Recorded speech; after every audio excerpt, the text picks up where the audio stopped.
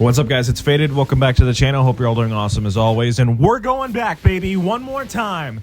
As we now know, the Need for Speed Rivals online servers are going to be sunset on October 7th, 2025. That means any multiplayer gameplay cannot be accessed after that date. Now, this is not a case of stop killing games, as you can see by the final line in this paragraph, saying that the game will still be accessible through offline play.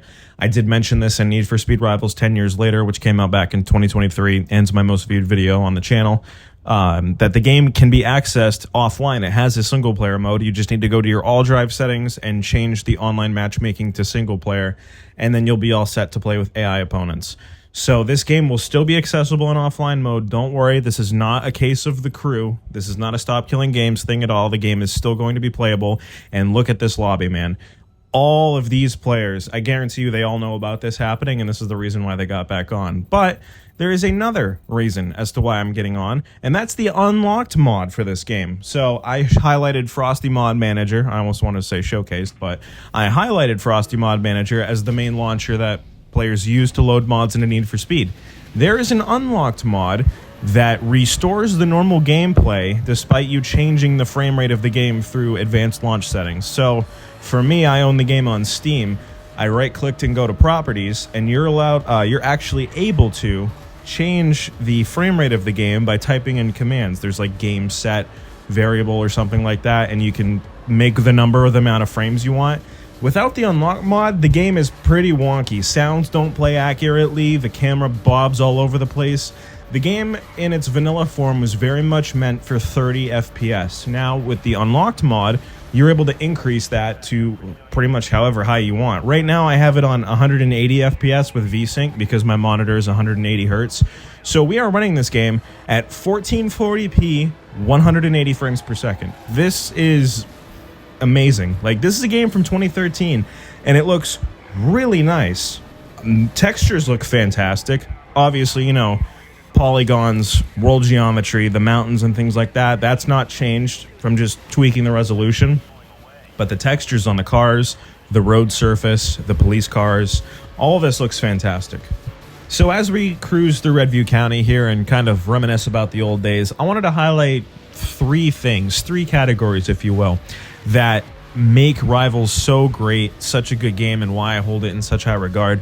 All these are going to be subjective, obviously. This is my opinion, and you're more than welcome to debate. But the first one I wanted to touch on is the soundtrack. Now, there's what, 2,500 people, give or take, subscribe to this channel, which is crazy. Thank you guys for the support.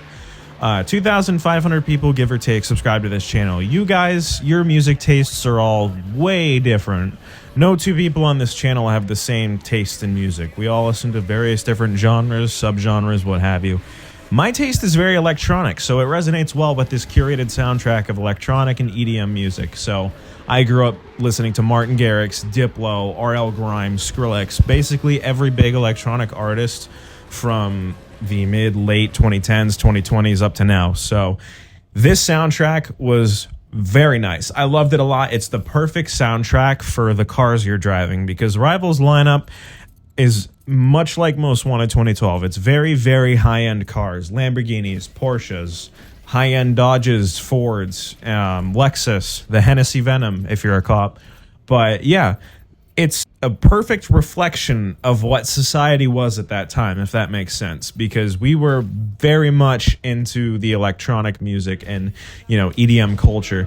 Martin Garrix had put out Animals around this time. That blew up like crazy. So, you know, this game was a perfect reflection of life at that time. And I think that's what makes it very, very nostalgic for people like me that are still playing it today and come back to it every once in a while. And especially in this case, because the servers are going to be shut down.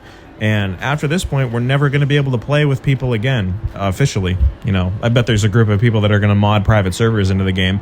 At that point, I would love to be able to have access to it, but that's besides the point. The second thing that I wanted to talk about is the police. The police in this game are, by and large, like the only police that can touch the brutality of the Most Wanted police.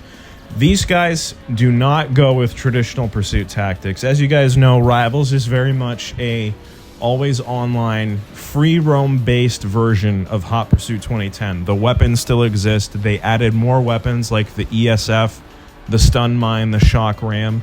Can't think of the others right now, but It's very much a souped up version of Hot Pursuit 2010 with a lot more focus on the always online free roam aspect. And I loved Hot Pursuit 2010. I don't need to remind you guys that I hold that in such high regard. I should probably redo my Need for Speed tier list, to be honest with you, because there's a lot of new viewers that don't know my taste in Need for Speed. I like this stuff as well as the old games, just to give you a brief rundown. So I hold Rivals in high regard. I hold Hot Pursuit in high regard.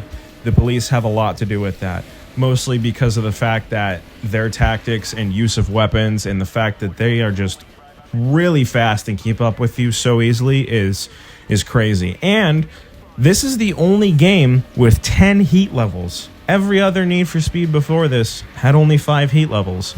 They upped it to 10, and that's crazy because it's already hectic enough on the lower heat levels. When you get up to 10 and you've got the helicopter chasing after you, dropping spikes everywhere, and you've got the quickest of police cars, Pagani Huayra, Hennessy Venom, the Koenigsegg 1-1, chasing after you, and you're at the tiniest bit of health just trying to reach that repair shop, that's where I think Rivals stands out and gets its very, very high risk and addicting gameplay from it, because you could be inches away from that repair shop. You'd get hit with a shock ram, you'd lose all your speed points, and you'd be so frustrated, but that drive and the way the police treated you would be enough for you to will yourself out of that hole and get back on the game and get back to racing again. That's what I liked about Rivals, is the police motivated you to keep pushing and finish the game. And you know, speaking of finishing the game, we can't talk about that without mentioning the story.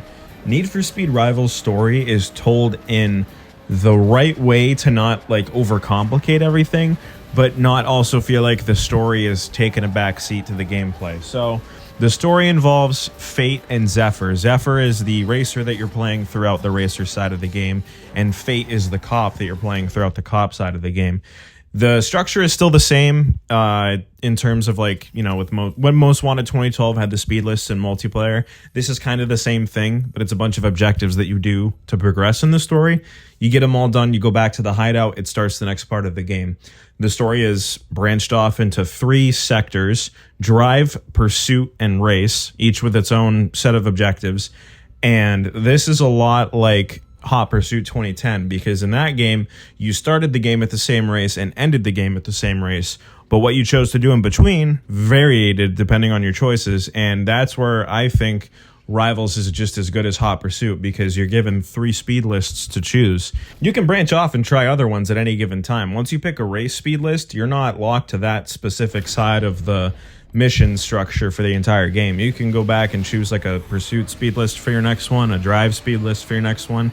And this is where the replay value comes back into the game, because once you complete the final mission on each side of the career mode, you can go back and play those other ones that you didn't choose to fill out the ranks, because there's 60 total ranks to collect on each side, and each one unlocks wraps for the cars. You can go and check the wraps for your current car, and if they're locked behind like complete rank however many speed lists it is or whatever, that's telling you to go back and play the other ones that you didn't choose when you were originally playing the game the first time around, because there's a lot of rewards to go back and scrape up from your first playthrough. And that's why I like Rivals a lot, because unlike Hot Pursuit 2010, the only thing you could really do is replay events for a gold medal if you didn't get it the first time. With Rivals, you can go back and play all those speed lists that you missed out on to get the extra rewards and fully 100% the game. And a lot of the console versions of the game have achievements for getting to rank 60. I got it on Xbox 360.